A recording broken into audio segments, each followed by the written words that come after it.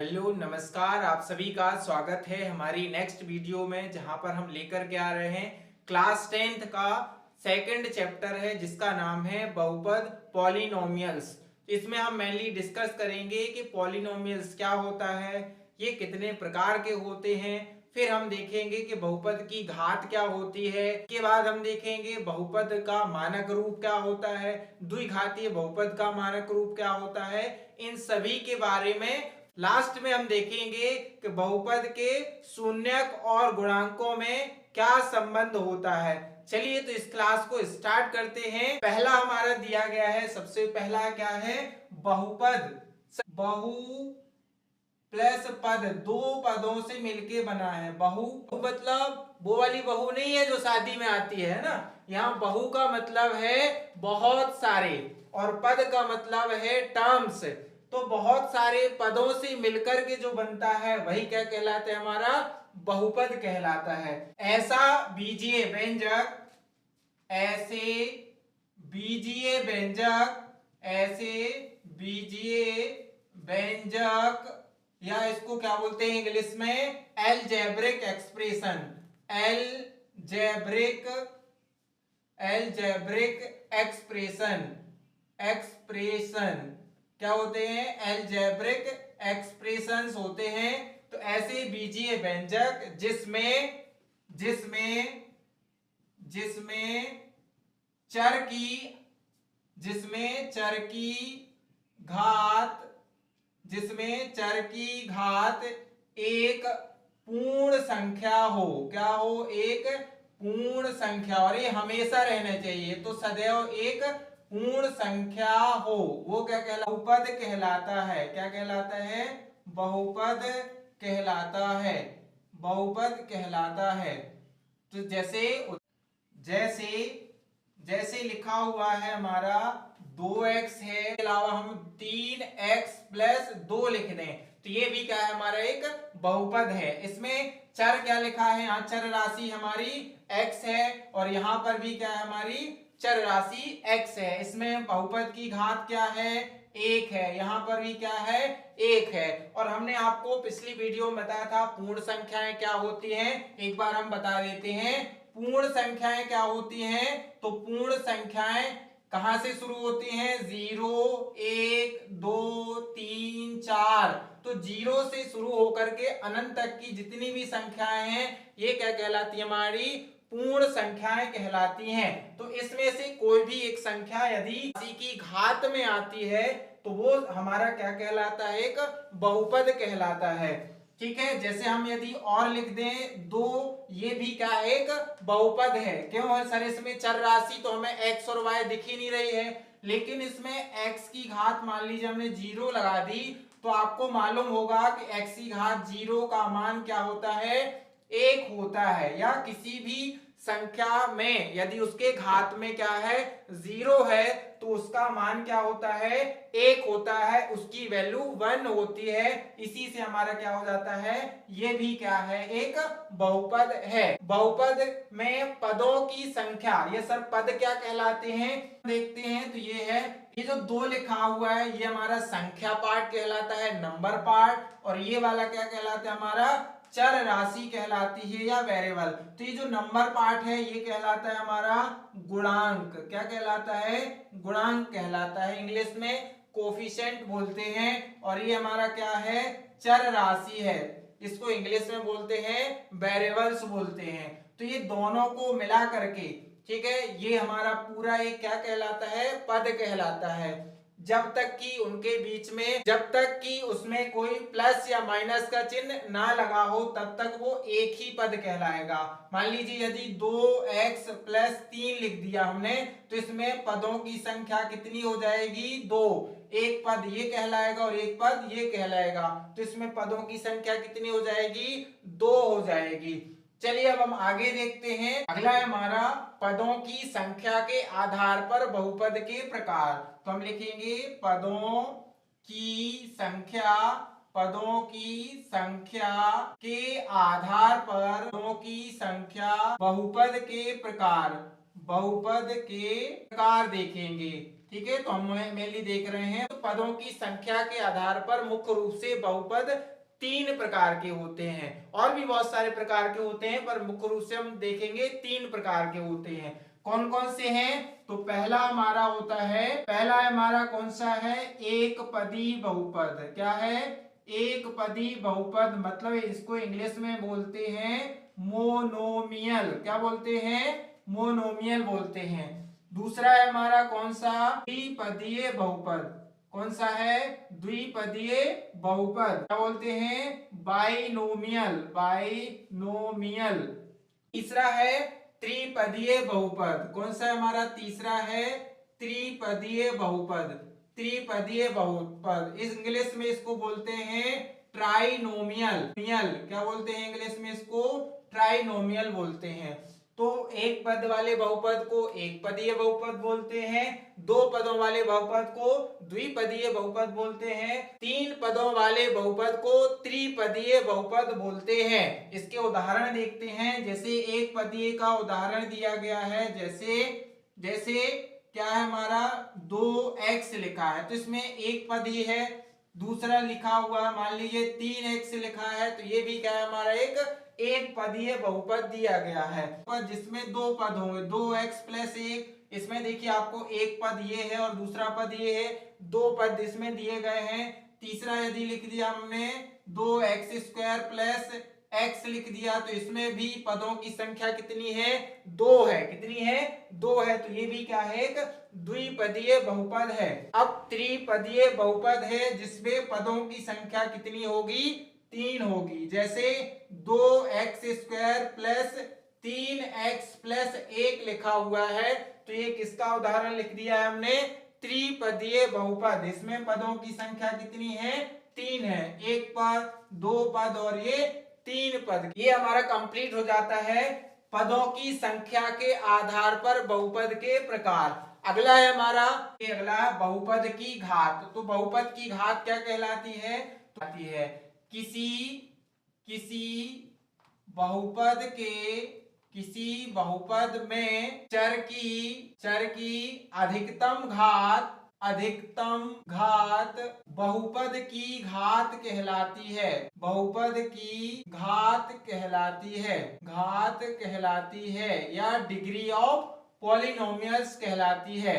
ठीक है, बहुपद की घात के आधार पर बहुपद कितने प्रकार के होते हैं? तो घातों के आधार पर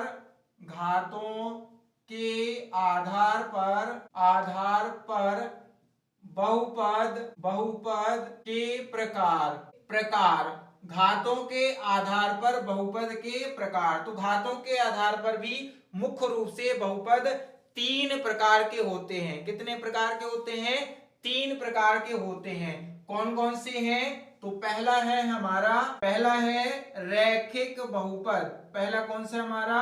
रैखिक बहुपद है। रैखिक बहुपद, इंग्लिश में इसको बोलते हैं लीनियर पॉलिनोमियल। क्या बोलते हैं इसको? Linear polynomial. क्या बोलते हैं? Linear polynomial. दूसरा है हमारा द्विघातीय बहुपद। कौन सा है? द्विघातीय बहुपद। कौन सा बहुपद है? द्विघातीय बहुपद। इंग्लिश में इसको बोलते हैं क्वाड्रेटिक पॉलिनोमियल। क्या बोलते हैं? Quadratic polynomial. और तीसरा है हमारा त्रिघातीय बहुपद। कौन सा है? त्रिघातीय बहुपद। इंग्लिश में इसको बोलते हैं क्यूबिक पॉलिनोमियल। क्या बोलते हैं? Cubic polynomial. तो ऐसा बहुपद जिसमें चर की अधिकतम घात कितनी हो? एक हो, उसे रैखिक बहुपद या लीनियर पॉलिनोमियल्स कहते हैं। ऐसा बहुपद जिसमें चर की अधिकतम घात दो हो, उसे द्विघातीय बहुपद या क्वाड्रेटिक पॉलिनोमियल्स कहते हैं। ऐसा बहुपद जिसमें चर की अधिकतम घात तीन हो, उसे त्रिघातीय बहुपद या क्यूबिक पॉलिनोमियल्स कहते हैं।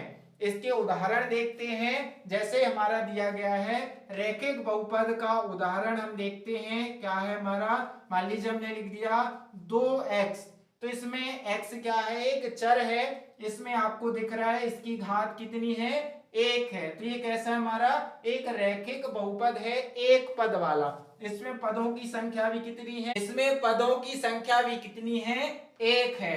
अब हम लिखते हैं जिसमें 2 पदों वाला है, मान लीजिए हमने लिख दिया 2x प्लस 1, ये भी क्या है, एक रैखिक बहुपद है। लेकिन ये कितने पद हैं, इसमें पद 2 है, लेकिन इसमें घात कितनी है चर की, 1 है। इसीलिए 2 पदों वाला रैखिक बहुपद कहलाएगा।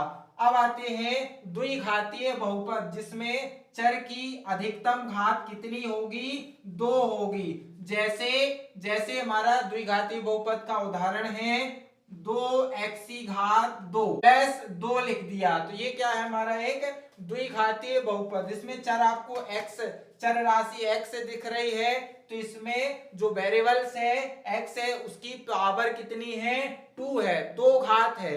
तो इसलिए इसमें कौन सा हो जाएगा, ये हमारा द्विघातीय बहुपद हो जाएगा। और उदाहरण देखते हैं 3y की पावर 2 प्लस y माइनस 1, ये भी क्या है हमारा, एक द्विघातीय बहुपद है, क्योंकि यहाँ पर चर राशि है y में पावर कितनी है, 2 है, इसलिए ये भी क्या होगा हमारा, एक द्विघातीय बहुपद होगा। अब अगला आते हैं त्रिघातीय बहुपद। इसमें जैसे इसका उदाहरण है, लिख लेते हैं हमारा, मान लीजिए 3x की पावर 3 प्लस 2x प्लस 1।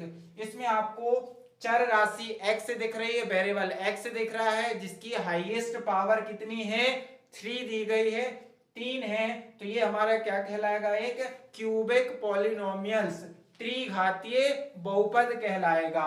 और उदाहरण 4y की घात 3 माइनस y की घात 2 प्लस y प्लस 1, ये भी क्या है, एक त्रिघातीय बहुपद है, क्यूबिक पॉलिनोमियल से, क्योंकि इसमें वेरिएबल y है, जिसकी पावर हाईएस्ट कितनी है, 3 दी गई है। तो ये हमारे मुख्य रूप से हो जाते हैं। जैसे लास्ट ईयर ही पूछा गया था कि ऐसा बहुपद जिसकी घात 3 हो उसे कौन सा बहुपद कहते हैं। ये एमपी बोर्ड में 1 वर्ड आंसर में आया था ये क्वेश्चन, ठीक है। तो उसे क्या बोलते हैं, त्रिघातीय बहुपद। इसी तरीके से ये भी पूछा जा सकता है आपसे कि द्विघातीय बहुपद में चर की अधिकतम घात कितनी होती है, तो आपको हमने बताया है कितनी होती है, 2 होती है। रैखिक बहुपद में अधिकतम घात कितनी होती है, 1 होती है। तो इस टाइप से ये आपके ऑब्जेक्टिव पूछे जाते हैं, इसलिए हमने आपको ये बताया है। चलिए नेक्स्ट करते हैं। अब हम देखने वाले हैं बहुपदों के मानक रूप, स्टैंडर्ड फॉर्म। रैखिक बहुपद का जो मानक रूप है वो क्या होता है, रैखिक बहुपद का मानक रूप। तो रैखिक बहुपद का मानक रूप या स्टैंडर्ड फॉर्म जिसको बोलते हैं, वो क्या होता है हमारा, ax प्लस b होता है। ये क्या है हमारा, रैखिक बहुपद का मानक रूप है, ax प्लस b। दूसरा है हमारा द्विघातीय बहुपद। तो द्विघातीय बहुपद का मानक रूप क्या हो जाएगा, मानक रूप क्या हो जाएगा, ax square plus bx plus c। ये किसका है हमारा, द्विघातीय बहुपद का मानक रूप क्या है, ax square plus bx plus c। आपको बताया हमने कि द्विघातीय बहुपद में चर की घात क्या होना चाहिए, 2 होना चाहिए। तीसरा है त्रिघातीय बहुपद का मानक रूप। त्रिघातीय बहुपद का मानक रूप क्या होता है, ax की घात 3 प्लस bx की power 2 plus cx plus d।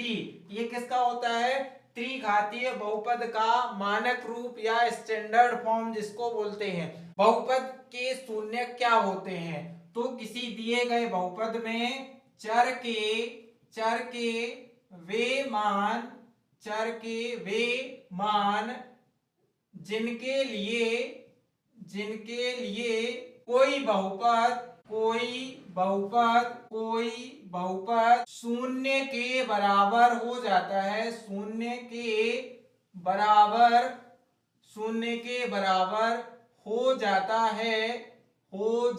है बहुपद के बहुपद के शून्यक कहलाते हैं, बहुपद के शून्यक कहलाते हैं, बहुपद के शून्यक कहलाते हैं। ठीक है, अगला हम देखते हैं में शून्यकों की संख्या क्या होती है। तो पहला मान लीजिए हमारा रैखिक बहुपद है। कौन सा बहुपद है? रैखिक बहुपद है। इसमें दूसरा होता है हमारा कौन सा? द्विघात बहुपद। कौन सा बहुपद होता है?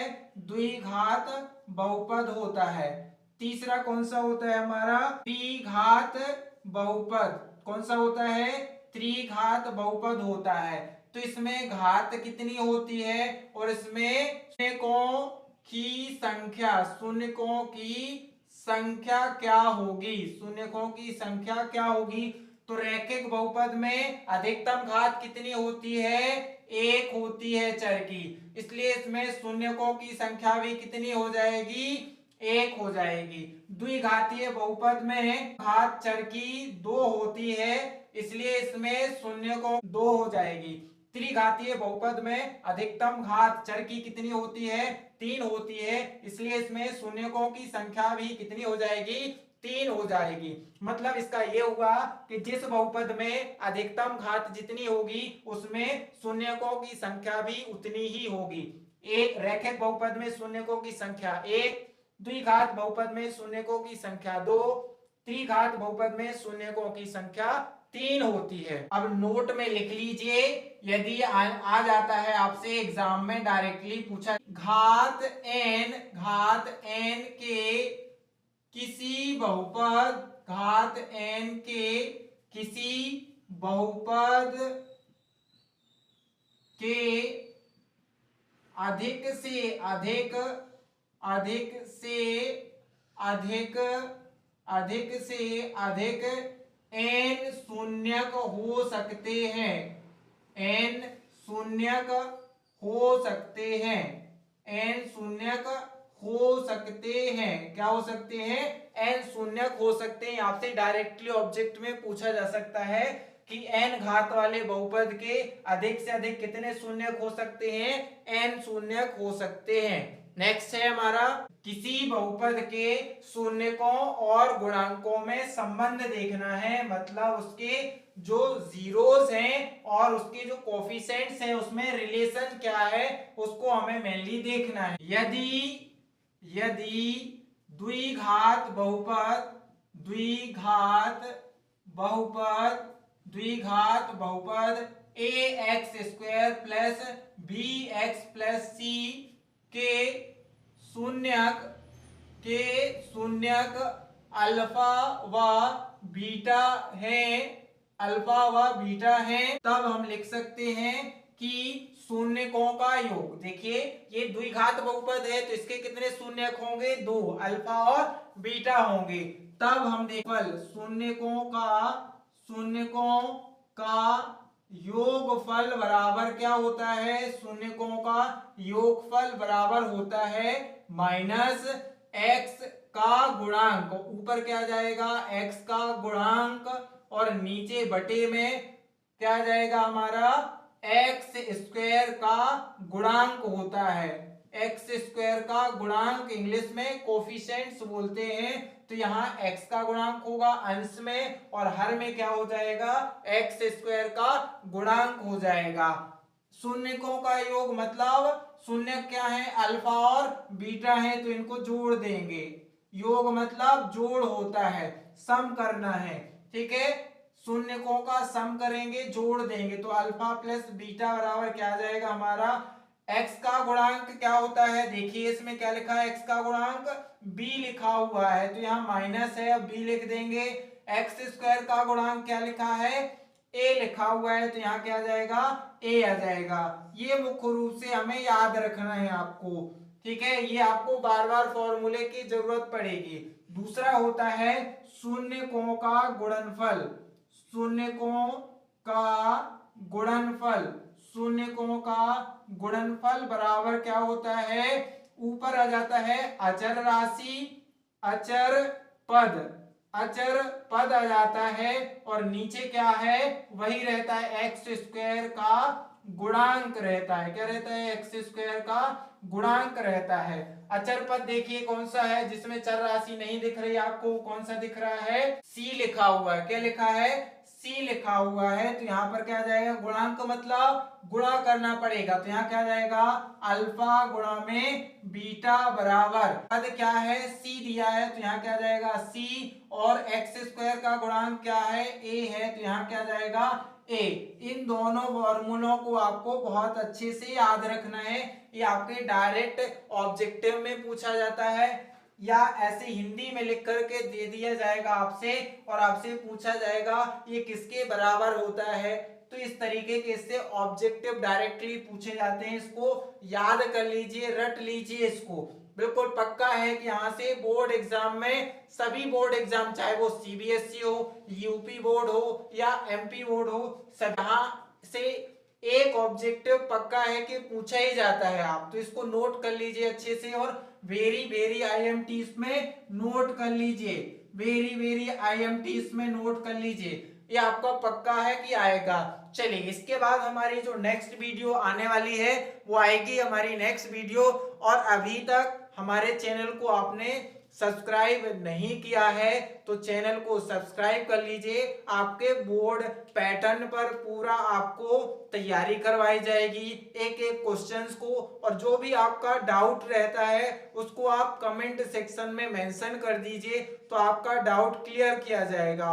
और यदि आपको कोई पर्सनल डाउट्स हो रहा है तो आप व्हाट्सएप नंबर, दिए गए व्हाट्सएप नंबर पर आप मैसेज कर दीजिए, तो आपको पूरा उसका डिटेल्ड सॉल्यूशन आपके पास भेज दिया जाएगा।